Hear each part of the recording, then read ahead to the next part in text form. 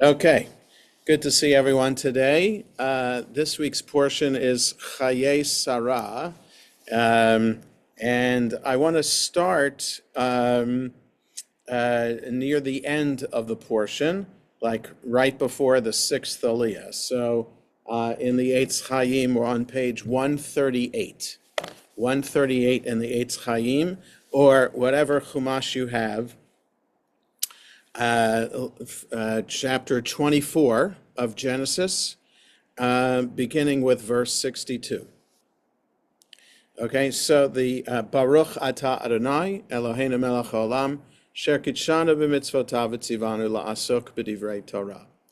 So the context is that the portion began telling us of Sarah's death, that Abraham then purchased a burial plot, which will then become the family burial plot. That is, Abraham, Sarah, Isaac, Rebekah, Jacob, and Leah are buried in this spot. According to Jewish tradition, Adam and Eve are buried there too, but that clearly is, just a legend, because we have no idea where Adam and Eve lived, let alone where they died, etc. But that's the tradition, to add to the holiness of the spot itself, this cave that serves as the burial plot. And Rachel, Jacob's other wife, of course, has her own burial spot just north, up the road from Hebron, just outside of Bethlehem. So there's one main road that leads from Jerusalem south, straight south. Not exactly the safest of roads to take today, because it goes through checkpoints in the Palestinian territory. And Hebron itself, the cave itself, not exactly a safe place to visit. Like 30 years ago was when Baruch Goldstein perpetrated the massacre on Purim against Muslims who were praying there, because of course with many Jewish sites are also Muslim sites, and all of our figures from the Torah are also figures in the Quran, so they're holy in Islam as well. But again, it's not the safest of places to visit. Anyway, so he buries Sarah there, and then he's worried about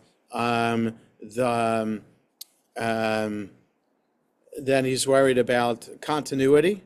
Who is Isaac going to marry? And he sends his chief servant Eliezer to go back to the home country where his extended family lives, and to find a wife for Isaac there. And so that's the bulk of the portion, is that story of Eliezer going to the home country and miraculously meeting Rebekah, because he says to God, may the woman who comes to greet me and offers to give water to my animals, to my camels, may she be the one to be destined to marry Isaac. And of course, it's Rebekah who comes to the well. Then the negotiations with her family as to her to agree to come to go with him to the land of Israel to marry this stranger, though it's a member of the family, but it's someone that Rebekah and the family supposedly have never met. Okay, so that's where we are now. So actually, the top of the page on 138, verse 61. Vatakom Rivka v'na'aroteha. Rivka got up, and her maidens, I guess her the girls who are going to accompany her, or her servants. Vatir kavna al hagemalim, and they rode on the camels. Vatelachna acharei ha'ish, and they followed the man. Vayikach ha'eved et Rivka vayelach, and the servant Eliezer took Rebekah, and they went on their way. V'yitzchak, we don't know how long of a journey it is. For the Torah, it doesn't matter. V'yitzchak ba mibo. That's unusual phrasing. Isaac was coming from going. What does that mean? He was wandering, he was just strolling, or he just happened to be on a walk from Be'er Lachai Roi, from this well called Lachai Roi. And this happens to be the well. The note below says, see Genesis chapter 16, verse 14. That's the well where Hagar went the first time, being expelled from the house. And she was given a promise there at this well that she's going to give birth, and that her son, who will be named Ishmael, will be a father of a great nation. So she named the well Lachai Roi. So if you see that on page 88,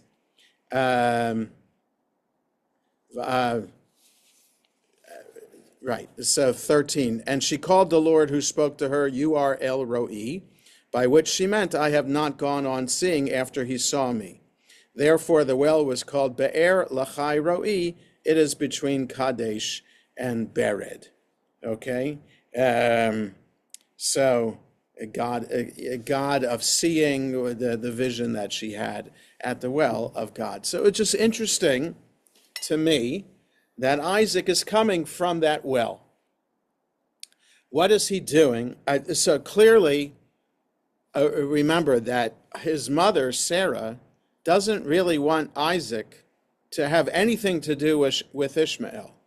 Remember that at the end of last week's portion, she has Abraham kick Hagar and Ishmael out of the house. Okay, and so they wander in the desert, and God intervenes, provides a well for them, and emphasizes the promise that Ishmael will be a great nation.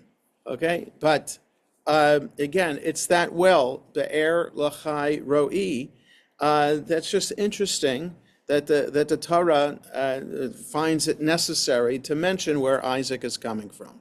What's he doing there? Does he find Hagar to be a substitute mother because Sarah had died? Does he have a relationship, despite the fact that Sarah didn't want him to have a relationship, with his 13-year older brother? We don't know. The Torah just leaves that to our imagination, because it just tells us that's where he's coming from. Okay, so I have no answers to it. There's no commentary on it below the line, but it's just interesting that we should be thinking about it. 63. And finish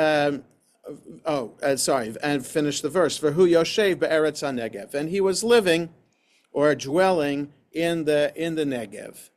Okay, so Be'er Sheva is like the largest city in the Negev in Israel today. And the Negev is really that desert area, roughly between Be'er Sheva, maybe a little bit north of Be'er Sheva, to where the Sinai Peninsula begins. So it's just artificial boundary between Negev and Sinai. It's really one big territory. But if you could picture in your mind's eye where the diagonal, I want to do it on the screen the right way. There, the diagonal that from the Mediterranean Sea to Eilat over here. Okay, so, and everywhere northeast of that is Israel. Everything, I'm doing this backwards. Everything here is Israel, and this is the Negev over here by this diagonal. Everything on this side of the diagonal is Egypt today, but the Sinai Peninsula. Okay, so that's the Negev. So where in the Negev it is, who knows? 63. Vayetze Yitzchak lasuach ba sadeh lifnot arev. So Yitzchak went to lasuach. Apparently, I had seen this someplace else, that this word appears only here in the entire Bible. So sicha, sin chet hey, or sin yud chet hey, is a conversation. Suach sicha could be meditating. It says here, he went walking in the field. So if we look below, walking, this translation of the Hebrew lasuach is based on the Arabic word sacha, to take a stroll. Another translation from the Hebrew word siach, to talk, to meditate, to pray, has Isaac chatting with his friends. For the rabbis, he's meditating or praying, and this is the source, because it's before evening, it's still light out. This is the source for the rabbis to say that why we pray mincha. Last week's portion, Abraham got up early to take Isaac on the journey to Mount Moriah. The getting up early is the clue for the rabbis that Abraham initiated the morning service. So here, this, whatever he's doing in the field, meditating, praying, that's the source for mincha, the praying the afternoon service. So Yitzchak went out to stroll, to meditate, to pray. We don't know. Our imagination, again, what's he meditating about? It's not something we've seen. It's not something we've seen biblical characters do before. So the fact that he's doing it, what is it that he's actually doing? We don't have any model. So why is he doing it? Could it be related to what happened on Mount Moriah? The near-death experience he had with Abraham, his father. This could be his way of recovering from post-traumatic stress. His father, just being tied up by your father, put on an altar that your father builds, and have your father raise the knife, only to be halted mid-thrust.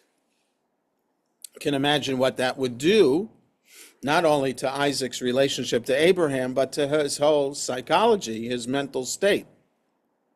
So does this lasuach, whatever it is, strolling, meditating, praying, is that a result of what happened? Because this is the first time we're seeing him after Mount Moriah. We've seen Sarah, she died. We've seen Abraham, he had a conversation with Eliezer to send Eliezer on the mission to get a wife for Isaac. But we haven't seen Isaac. They separated after coming down from Mount Moriah, and this is the first time we're seeing him since then. How much time has passed? We don't know. The rabbis say no time has passed. That why Sarah died was a result of Abraham taking Isaac to Mount Moriah. She died right then. But we don't know how much after Mount Moriah she died. The fact that she died at age 127 means that Isaac's 37 years old. Was Isaac 37 when taken up to Mount Moriah?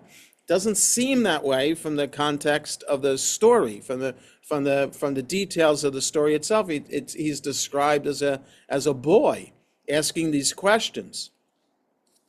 So there's lots of questions here.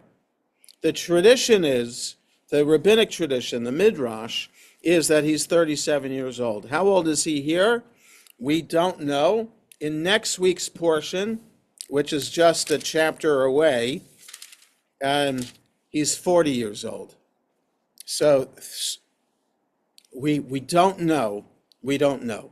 Okay, so again, lots of questions. So Isaac goes out to stroll, to meditate, to pray in the field before evening. Vayisa einav, he lifted up his eyes. Vayar, and he saw, vehine gmalim ba'im, he saw camels coming, a caravan coming.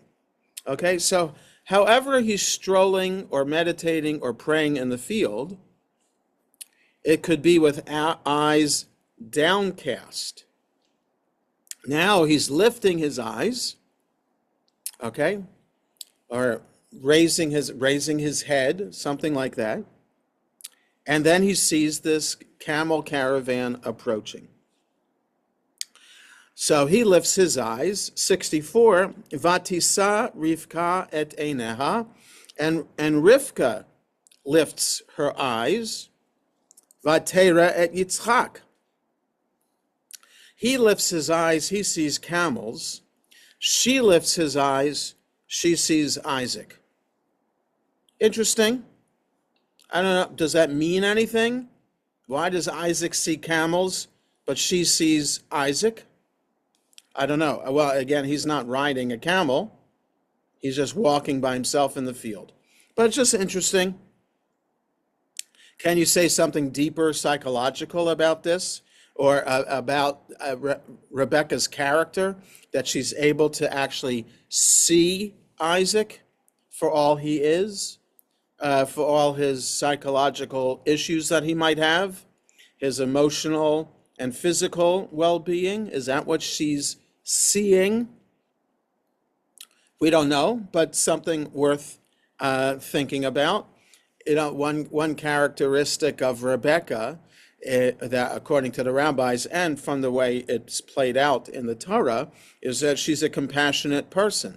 She offers water to this total stranger, Eliezer, and his camels, that's not. We're supposed to understand that was unusual for her to be overly compassionate and caring in that way. So for the Rivka then becomes, no, she doesn't. I'm sorry. I'm thinking about Rachel. Rachel, our mother, who was crying on behalf of the exiles walking by, but that's Rachel. It's not Rebecca. So cancel that thought. But the idea, the fact that in verse 63, Isaac lifts his eyes and sees camels, and just a few words later, Rebecca lifts her eyes and she sees Isaac. It's striking that the author wrote it in that way. So she sees Isaac, and what does she do? Vatipol me'al hagamal. So literally that means that she falls off the camel. Does she literally fall, like as an accident, or does she get off the camel? So I don't know, is she like awestruck by Isaac? Like, wow, what a miracle this is. This is who she's going to marry. And being awestruck by that makes her fall off the camel? Or is it an intentional getting off the camel? So she alighted. So let's look at the commentary above the line there. She alighted, that is the vatipol, she got off. Some Jewish commentators observe that this phrase properly belongs after verse 65. Okay, so it's not helping us with understanding the getting off or the falling. It's just in terms of procedure here. Why would she get off the camel from a distance? 65. Vatomer el ha'eved. She said to the servant, Mi ha'ish halazeh haholech basadeh likratenu. Who is this man who is walking in the field coming toward us? Vayomer ha'eved, the servant replied or said, Hu Adoni, he's my master. Vatikach hatsaif vatitkas. So she took the scarf, she took the veil, it's unclear, veil, scarf, whatever it is, and she covered up. Okay? Like she put on her hijab. Okay? And I don't mean to mix cultural traditions here, but that's the kind of idea. Like if you can picture an Arab Muslim kind of woman's headscarf, not necessarily a more permanent one, but there are more temporary ones that, depending on what Arab country the woman is living in and how open it is, there could be like a temporary kind of scarf that a woman could put on if she's going to be in mixed company or going into a mosque. And otherwise, she would have her hair uncovered. Yes, Bob? Okay, I'm confused. Yeah. The servant is a man. Yeah. She's not covered with the man, Oh, but she's covering when she sees Isaac. that's a good point. And yeah, interesting. Do you only need to cover yourself for more important people? Is it appropriate in society at that time to be uncovered in that way among the servants? Because servants don't really count as people, so you don't really care what they're thinking. So I don't know. Lori? Yeah, under 65 below, her veil Yeah. has an explanation. Right. Yes, I was going to get to that in a moment. Oh, okay. No, but it's all right. This serves as a model for why traditionally at Jewish weddings a woman is veiled. So this is the whole procedure for the bedecken ceremony. So that's when the groom meets the bride for the first time, puts the veil over her. So the veiling is twofold: a reminder of this act of modesty that Rebecca does by veiling herself, and also it's a reminder of what comes up in a couple of weeks when Jacob was tricked into marrying Leah instead of Rachel. So it's a matter of checking to make sure that the groom is marrying the right bride. Okay, but the veiling really is about Rebecca and her modesty. Okay, so yes. So Israelite women normally were not veiled. In the ancient Near East, the veiling of the bride was part of the marriage ceremony, but wives generally went about unveiled. How do we know that? I really don't know. It could be from literature that might have been found from that time, but we don't know that it's common for Israelite women to be unveiled. We really don't know. The Torah doesn't tell us at all. This is the first veiling that we've come across. By veiling herself now as a sign of modesty, Rebecca signals Isaac that she is his bride. Okay, so that's possibly what it means. We don't know. We could be. So the problem is we read the story knowing how the story ends up, and we've read it so many times, we don't know exactly what her intention is. Because we know, well, yes, Jewish women today, Jewish brides veil themselves, so maybe she's veiling herself because she knows that this is the guy she's going to marry. Eliezer was vague. He said, "This is my master." Well, Abraham's his master, besides Isaac.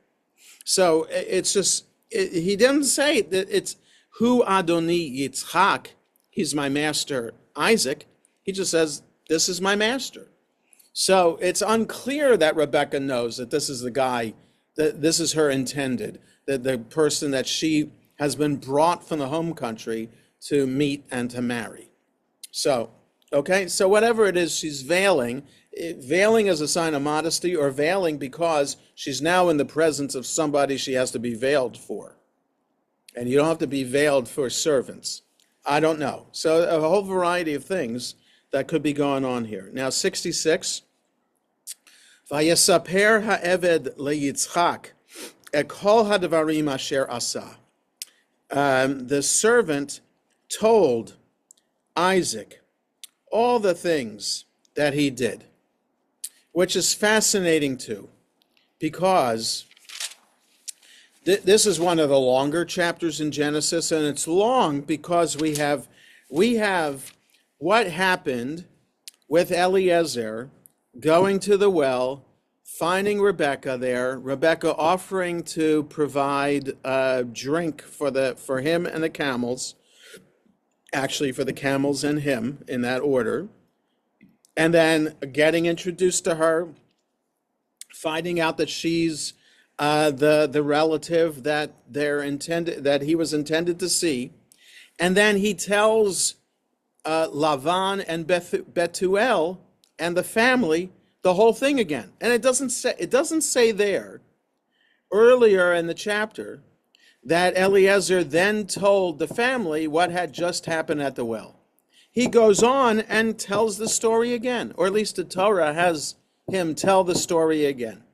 And here, it could have been the third time that we hear the story, but here the Torah says he told Isaac everything that happened in the story. Okay, so it's just, again, another interesting thing to think about. Why did the editor, the author, see fit to repeat the story? And that is, for the rabbis, there are no extra words in the Torah. Right? So the fact that the Torah had Eliezer repeat the story is wasting words. It should have done what verse 66 just did. Eliezer told Lavan and Bethuel everything that just happened at the well. Okay? But it didn't. It went on and told the story. So clearly there's a reason for the Torah to repeat the story there, but not to repeat the story here. Why? So perhaps for the rabbis, Lavan and Bethuel, they're pagans. Even though they're family to Abraham and Sarah, they haven't gone to the to the new country, to the land of Israel, and part of the covenant, become part of the covenant with God. They still worship idols, as we'll see in a few chapters, like Rachel steals her father's idols. Right? So perhaps telling the story and how, that it wasn't a coincidence that Eliezer met Rebekah at the well, that it was God intended for that to happen. Perhaps it was a way to try to convince Lavan and his father Bethuel that this was a foreordained by God event. Whereas Isaac doesn't need to be convinced of something like that. He already knows that God exists, and he's experienced it firsthand, literally. Whether he still has a positive feeling towards God after that event at Mount Moriah, we don't know, but still, maybe that's the reason the details aren't repeated here for Isaac. Okay, so then, 67. So what happens in this meeting of Isaac and Rebekah? Well, like I said, right, so we know she sees him from afar. She covers up. And then the next thing we know, Eliezer's talking to him. But what's Rebekah doing while Eliezer's talking to him? Where's Rebekah? Is she hearing Eliezer talking to Isaac? We don't know. It doesn't say. So 67, this is the last thing about the story. Vayevieha Yitzchak ha'ohla Sarah imo. Isaac brought her into the tent of his mother Sarah.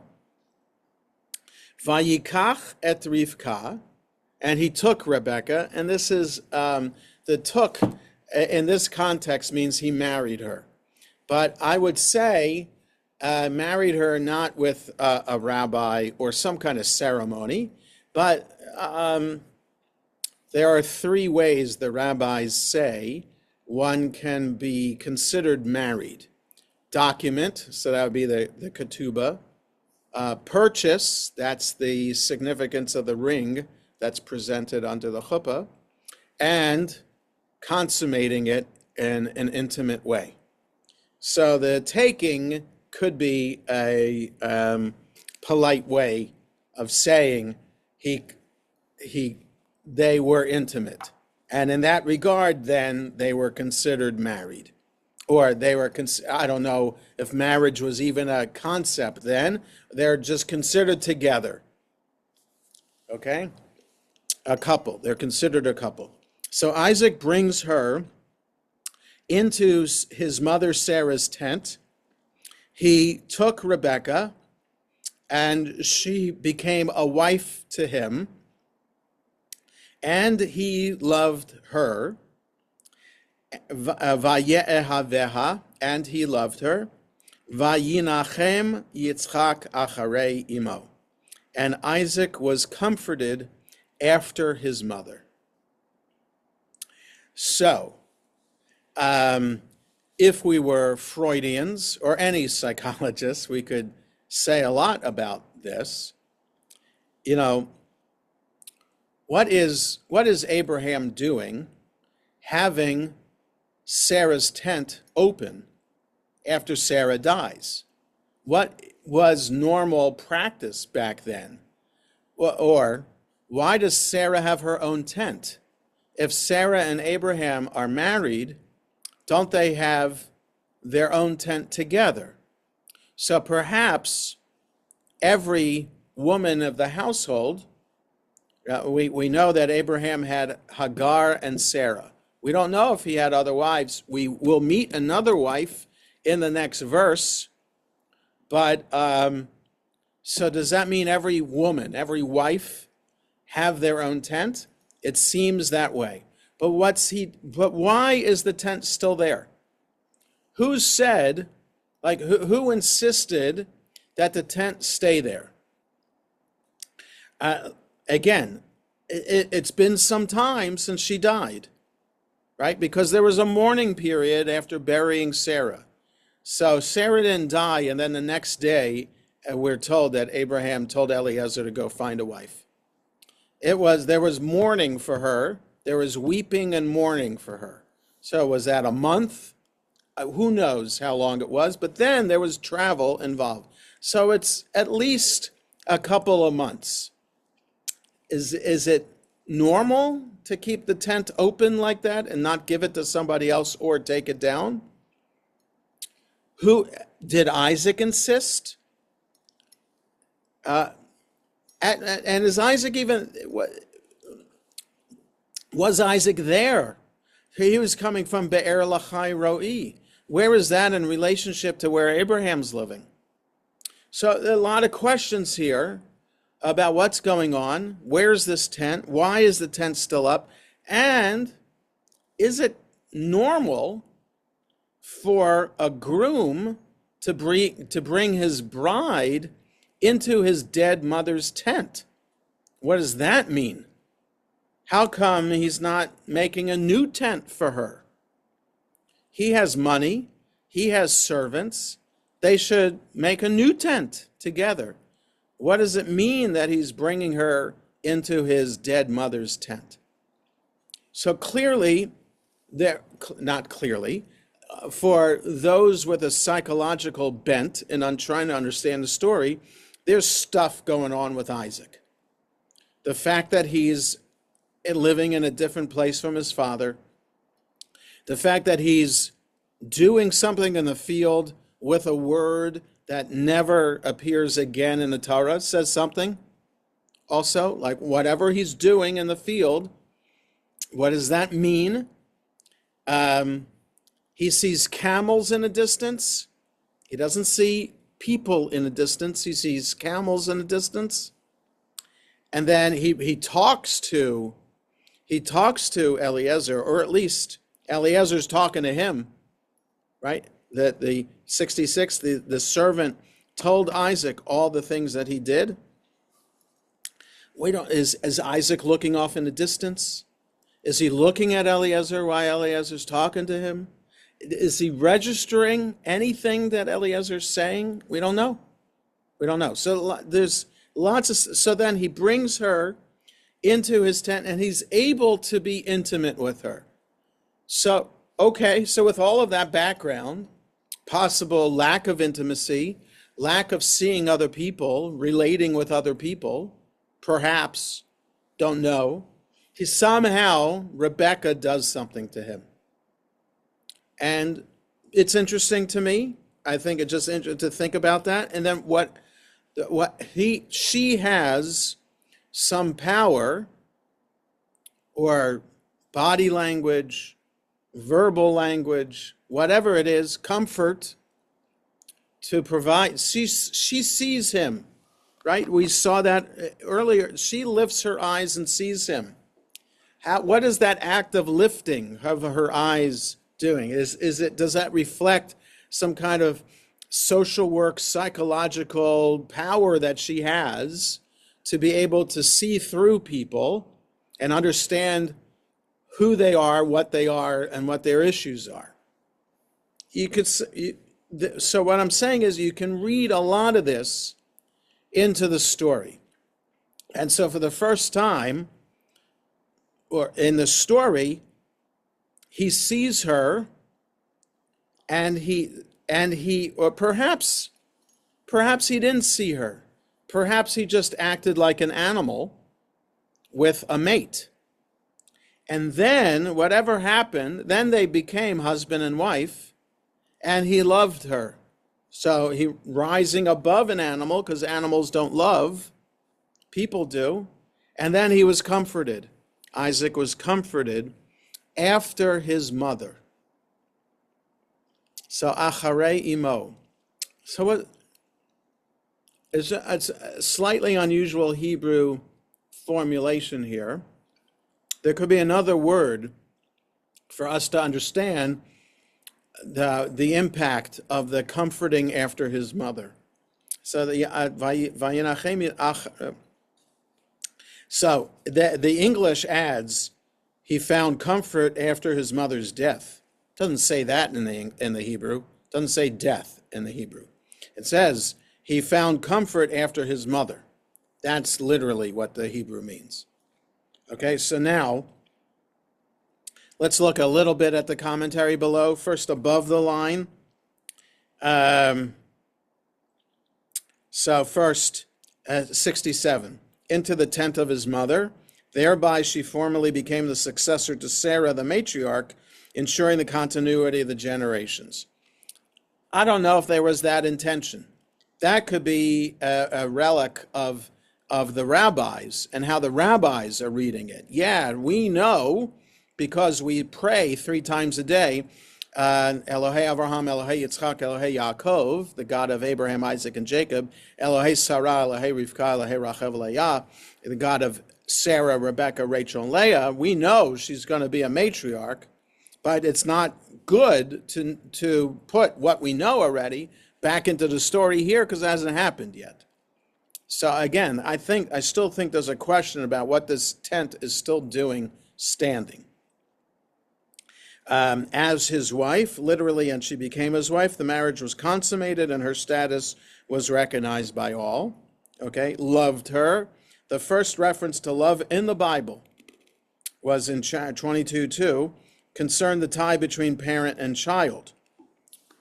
Right, because God tells Abraham to take your son, your only son, the one you love, Isaac. So God uses the term love to describe Abraham's relationship with Isaac.